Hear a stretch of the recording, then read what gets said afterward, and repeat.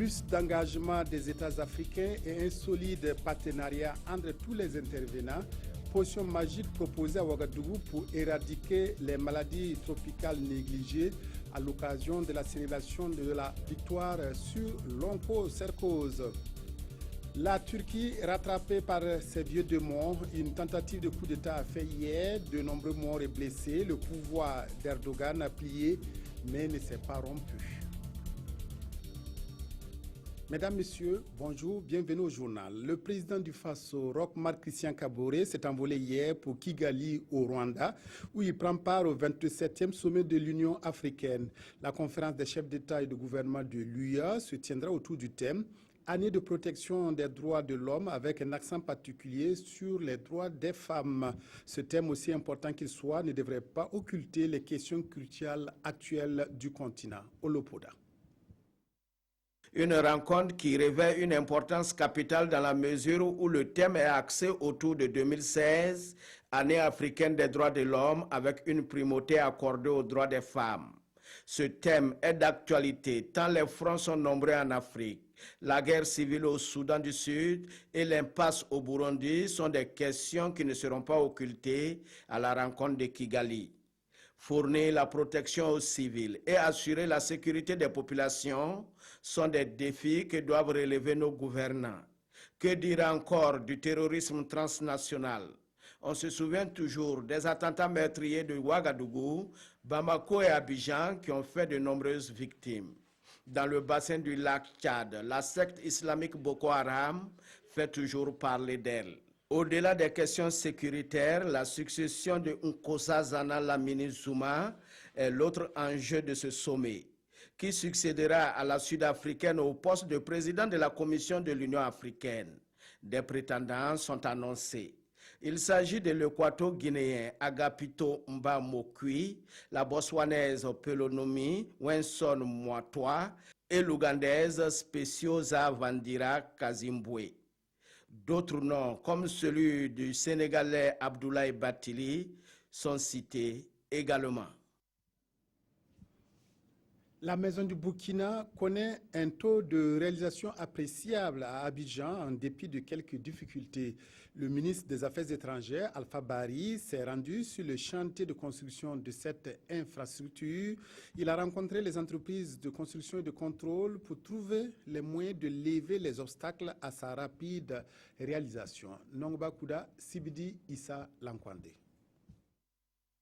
Alpha Bari sur le chantier de construction de la Maison du Burkina au quartier Plateau d'Abidjan. Le bâtiment sort de terre. Pour une hauteur prévue de 17 étages, les travaux atteignent à ce jour 9 étages. Bien qu'en progrès, le chantier connaît tout de même quelques difficultés. Là, nous avons 2-3 autres problèmes liés à la rue qui jouxte le chantier, également à la hauteur du bâtiment et au problème de documents du bâtiment. Bon, mais ce sont des problèmes administratifs que nous sommes en train de régler. Le ministre assure cependant que ces difficultés sont en train d'être levées sur instruction de la présidence ivoirienne. Le chantier pourra donc continuer afin d'achever cet édifice qui est beaucoup attendu des Burkinabés. L'entreprise de construction, elle, se donne encore 10 mois une fois les autorisations accordées. Dès lors que toutes les autorisations et tous les problèmes sont résolus, on estime donc 10 mois de travaux pour finaliser en fait la maison du Burkina en Côte d'Ivoire. D'un coût global de 25 milliards, le complexe est financé par le budget de l'État burkinabé. Les compatriotes vivant en Côte d'Ivoire y contribuent également à travers une taxe prélevée sur la carte consulaire. Une fois terminée, il abritera tous les services diplomatiques et consulaires du Burkina, des appartements, des bureaux et des représentations commerciales. Clôture de 2 jours de réflexion sur la lutte contre les maladies tropicales négligées, notamment l'onchocercose. Les discussions de Ouagadougou ont souligné la nécessité d'un engagement fort des États et d'un partenariat solide avec les organisations internationales pour réussir à éradiquer totalement ces maladies. Cette concertation avait lieu dans le cadre de la célébration du succès de l'Afrique sur l'onchocercose. Reportage Pawadorogo Janzongo et Abdelaziz Yagibou. Pas question de baisser la garde même si la situation est actuellement sous contrôle. Les pays touchés par les maladies tropicales négligées dont l'onchocercose s'accordent à changer le fusil d'épaule pour les batailles futures. Désormais, ils optent pour la diversification et la pérennisation des sources de financement, la culture de la solidarité et la mise à contribution d'une approche inclusive. Approche qui devrait impliquer à fond les firmes pharmaceutiques donatrices, les bailleurs de fonds, les professionnels de la santé, mais aussi les communautés à la base elles-mêmes. C'est quand on a pris la décision d'organiser ce qu'on appelle les distributions d'ivermectine, c'est le médicament contre l'onchocercose de masse, qu'on a constaté un recul fondamental de la maladie. Il est établi après cette expérience-là que les communautés sont mieux placées pour gérer leurs questions de santé. 11 pays ont bénéficié du programme africain de lutte contre l'onchocercose APOC arrivé à terme en 2015. À ces pays, ici représentés par leurs experts et leurs ministres de la Santé, l'OMS promet plaider auprès des donateurs pour une mise en œuvre réussie du projet qu'elle a mis en place pour la suite du combat contre les maladies tropicales négligées.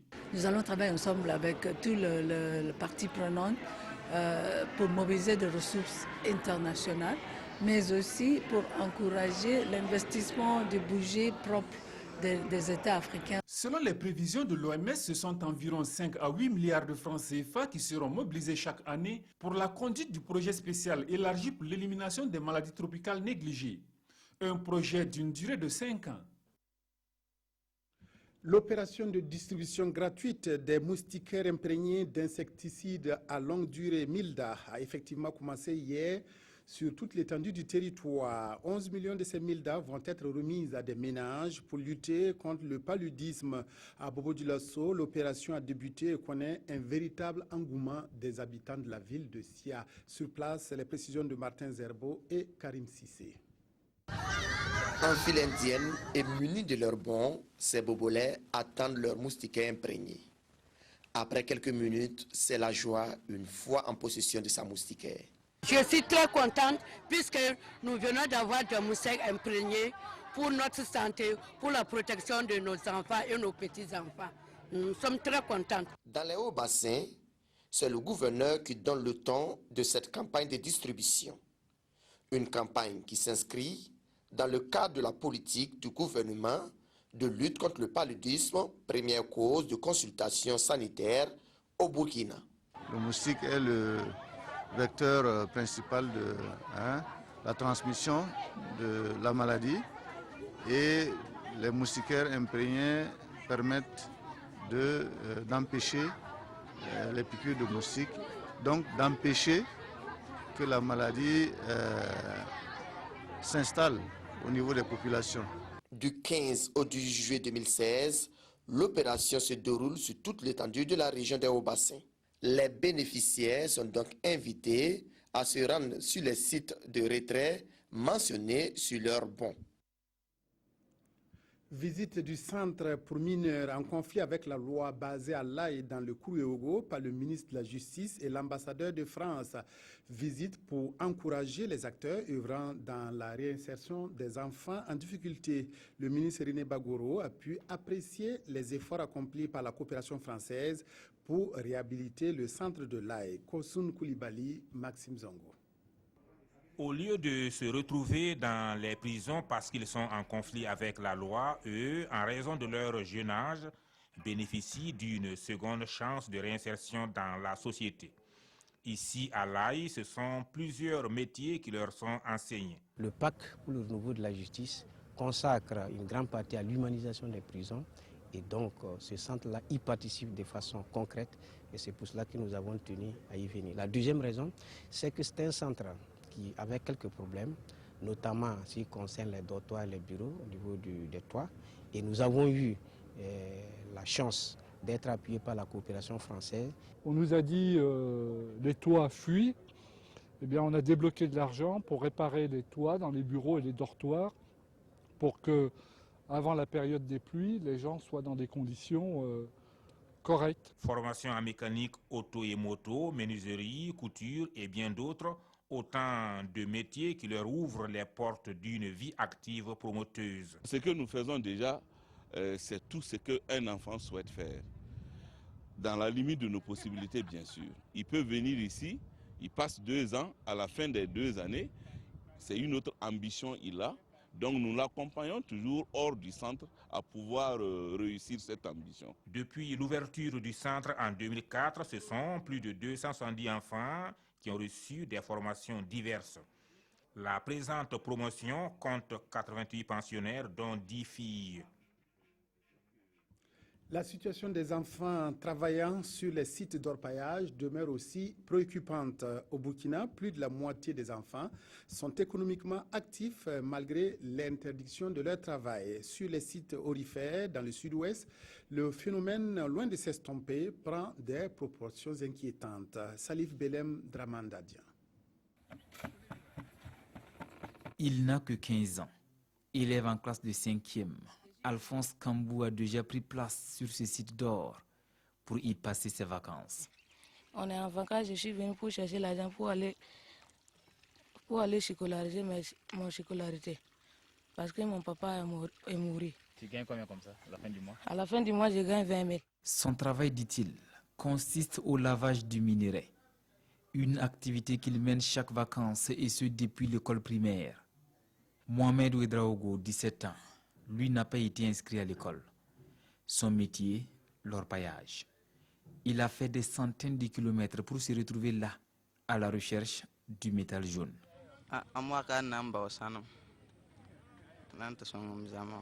Je suis à la recherche de l'or pour subvenir aux besoins de ma famille. Je sais bien que l'orpaillage est interdit aux enfants, mais c'est mon seul refuge. Si certains enfants se retrouvent volontairement dans l'orpaillage, ce n'est pas le cas pour d'autres. Nés sur les sites aurifères de parents orpailleurs, ils ne connaissent que cette activité loin de l'école. C'est quoi nous on demande aujourd'hui à l'État? Il faut avoir de l'école même pour déplacer. Parce que les orpailleurs, dès qu'ils entendent qu'il y a l'or dans un coin là, tout le monde part en même temps. Donc ils vont avec les enfants. Les enfants qu'ils voient ici, ce n'est pas les enfants des villages, c'est les enfants que les orpailleurs même qui se déplacent avec eux. Ce sont leurs enfants. Il y en a même qui sont nés sur les sites. On les baptême est fait sur les sites. Donc, qu'est-ce qu'il va faire? Il est orpailleur, puisqu'il est né dedans. Il y a des gens, ça vaut 30 ans, ils sont dans l'orpaillage. Et leurs enfants aujourd'hui aussi sont grands dans l'orpaillage. Ils sont devenus des patrons des orpailleurs. Donc, ils connaissent tous le système, comment ça se passe. Des enfants orpailleurs, on en trouve un peu partout dans les différents sites d'or à exploitation artisanale. En 2011, 98 enfants en situation de travail ont été enregistrés dans 38 sites d'orpaillage au sud-ouest. Et qu'en est-il de la situation actuelle sur la centaine de sites répertoriés dans cette région? Pour ce qui est de la situation, il faut dire qu'il est très important qu'une enquête puisse nous situer sur l'étendue et l'envergure du travail des enfants dans les sites d'orpaillage. Voilà, mais pour un observateur comme ça, lambda, vous constaterez que les enfants y sont sur les sites d'orpaillage. Vous constaterez également qu'ils sont impliqués dans certains travaux qui sont identifiés et interdits à ces enfants par l'ancien décret sur la liste des travaux dangereux qui incriminait un certain nombre de tâches au niveau des sites d'orpaillage. Voilà, la dernière situation qu'on avait date de l'enquête de 2006 et cette enquête estimait à 2,3% le nombre d'enfants enquêtés qui étaient dans les activités extractives, dont les sites d'orpaillage. Certes, le travail des enfants embrasse tous les domaines socio-économiques de la vie active, mais avec la ruée vers l'or, ils sont actuellement des centaines de milliers d'enfants burkinabés dans les sites aurifères, à la recherche de leur pitance. Rencontre autour de la nouvelle réglementation des bureaux d'information sur les crédits dans les États membres de l'UEMOA. La mise en œuvre de ce nouveau dispositif vise une meilleure structuration du marché de crédit dans la zone UEMOA. L'opérationnalisation de la plateforme se fera dès la semaine prochaine. Adama Guiti, Nathalie Savargo. Dès la semaine prochaine, toutes les banques, les établissements financiers, les institutions de microfinance de grande taille devront s'approprier la plateforme BIC, le Bureau d'information sur le crédit. Cela se matérialise ici avec la signature des contrats entre le directeur général de la société Crédit Info Volo et les responsables des institutions financières. Il s'agit de permettre aux banques, aux clients des banques, de donner les meilleurs éléments d'appréciation sur les requêtes qu'ils peuvent faire à leurs banquiers. Donc au préalable, il faut qu'ils communiquent un certain nombre d'informations les concernant. Et ces informations sont centralisées par le fournisseur de services qui est Crédit Info Volo. Et lorsque ce client-là veut s'adresser à sa banque pour des requêtes, notamment en matière de crédit, cette banque peut avoir accès à des informations qu'elle-même elle a collectées ou que d'autres banques dans tout le mois a collecté sur elle. Les établissements assujettis de la Côte d'Ivoire, du Mali, du Niger et du Sénégal sont actifs sur la plateforme d'échange de données. Le Burkina Faso est prêt à suivre le pas. Si ce dispositif est mis en œuvre, ça permet de donner aux banques la possibilité d'aller de l'avant et de faire mieux. Crédit Info Volo est une société multinationale. Elle fait partie des principaux fournisseurs en matière d'information de crédit dans le monde. Une dizaine d'inspecteurs techniques des ministères de la Communication et de la Culture viennent de bénéficier d'une semaine de formation à Bobo-Dioulasso. La formation était axée sur les techniques d'audit et de contrôle pour être en phase avec les nouvelles normes en matière de lutte contre la corruption et pour une meilleure gestion de la chose publique. Idrissa Warga, Sanoua, Christine Koulibaly. Cette cérémonie marque la fin d'une semaine de remise à niveau des inspecteurs techniques du ministère en charge de la communication et de celui de la culture, des arts et du tourisme. Une remise à niveau sur les techniques d'audit et de contrôle. Le Burkina Faso a adopté la loi anticorruption et il y a de nouvelles normes, il y a de nouvelles pratiques qu'il faut absolument s'approprier. Cette formation va permettre aux inspecteurs de s'approprier de nouvelles connaissances, de nouvelles techniques normées sur le terrain pour pouvoir découvrir et combattre certaines fraudes en matière de gestion de notre administration. L'éthique et la déontologie, la préparation d'une mission de contrôle et son exécution, cette formation a allié théorie et pratique. Par exemple, le contrôle des caisses, ça c'était vraiment à l'ordre du jour.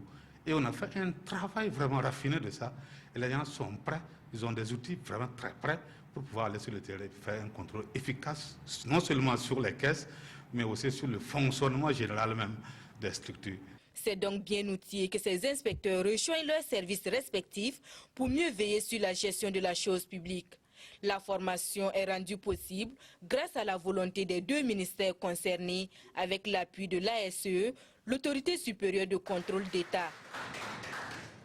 Le prolifique cinéaste burkinabé Boubacar Diallo a présenté hier en première son 17e long métrage intitulé Sacrée Famille, une fiction qui aborde la vie d'un couple et met en exergue les valeurs de solidarité et d'entraide et de vie en famille. Le réalisateur burkinabé, qui fait toujours recours à l'humour pour faire passer ses messages, a respecté une nouvelle fois la tradition. Moussa Ouedraogo, Dramandadia. Elle m'a avoué qu'elle était mariée à un vieux gars tranquille. Un gars à fond dans ses fétiches. Boubacar Diallo a gardé les mêmes ingrédients qui ont fait le succès de ses précédents films, c'est-à-dire la comédie et la peinture à grands traits de la société burkinabé. Le Burkina Faso a traversé des événements très difficiles, très durs, qui ont permis de montrer que nous sommes réellement une nation. Et une nation soudée. Et la première cellule de la nation, c'est la famille. Il faut des familles soudées pour qu'au-delà, il y ait une nation soudée. Sacrée Famille, c'est la vie d'un couple, celui de Cheikh et de Fabiola. Une famille ordinaire qui connaît les problèmes de tout le monde. Infidélité et infertilité, entre autres. Nous avons découvert le scénario avec beaucoup de passion, avec beaucoup d'entrain. On ne s'est plus dedans, on s'est retrouvé dedans, on a incarné le personnage. Il y a des difficultés que les couples traversent, qui ne sont pas insurmontables. Donc c'est pour dire il faut toujours croire, aller de l'avant et voilà, ça ira. Cette nouvelle fiction des films du dromadaire met la femme, la solidarité et la famille au centre de ses préoccupations. Qui mieux que la ministre Laure Zongo pour endosser les habits de la marraine? Cette famille qui est bâtie autour de Cheikh et de Fabiola, mais autour d'eux, nous avons ce tissu social et cette solidarité qui est là, cette valeur africaine que nous avons. Le 17e long métrage de Boubacar Diallo sort lundi prochain dans les salles de ciné en attendant de passer à la télé, car le film est extrait de la 2e saison de la série Fabiola. Après le cinéma, la danse, avec le concours de danse hip-hop initié par l'association Jeunesse Unie pour un mouvement positif. La compétition s'est déroulée sous forme de duel entre des filles et des garçons. Chaque danseur devait présenter seul sur scène son spectacle face à son adversaire. Isaka Ouedraogo, Aruna Mare.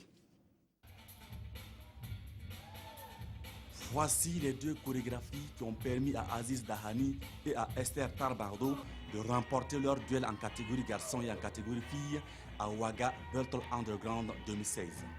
C'est une première édition qui a mis au devant de la scène une dizaine de compétiteurs de la danse hip-hop. Chaque jour, je m'entraîne avec mon groupe, ici même au CDC. Donc, les samedis soirs ainsi que les jeudis. À 16h, on peut répéter de 16h jusqu'à 22h. Ce qui a fait la différence, c'est l'inspiration au niveau du son et de la manière aussi de bouger. D'habitude, on se dit que les garçons, ils peuvent faire tout et nous, les filles, on est tout le temps là à dire qu'on est des filles, on ne peut pas faire des efforts. Et je me suis mis dans la peau d'une personne pour combattre. Donc c'est ça qui a fait ma force ce soir. À ce concours, chaque b-boy et chaque b-girl a disposé d'une minute chrono pour affronter son adversaire avec sa création.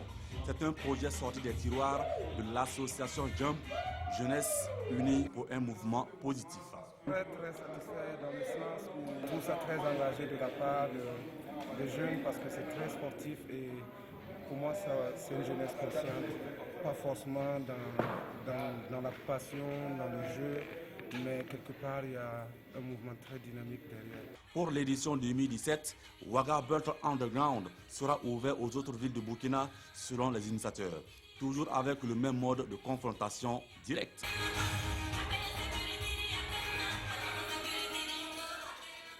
Coup d'État ou rébellion militaire, la confusion règne encore ce matin en Turquie au lendemain d'une nuit marquée par la détérioration de la situation politique.